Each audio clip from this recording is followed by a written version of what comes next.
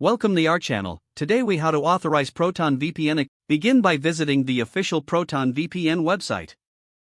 Create an account if you haven't done so already. Log into your Proton VPN account using your credentials.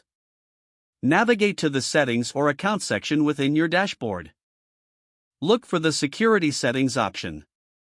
Enable two-factor authentication for an extra layer of security. Choose your preferred method for two-factor authentication, such as an authenticator app or SMS. Follow the prompted instructions to set up two-factor authentication. Ensure you save any backup codes provided during this process. Next, access the VPN settings on the dashboard. Select the preferred VPN protocol for your usage. OpenVPN is a common choice for its balance of security and speed.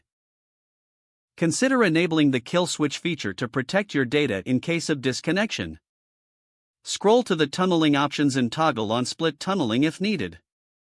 This allows you to choose which apps use the VPN connection. Now, ensure your account is configured to automatically connect to the best server available.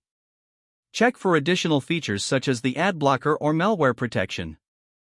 Enable these features to enhance your browsing privacy. After configuring your security settings, download the Proton VPN client for your device.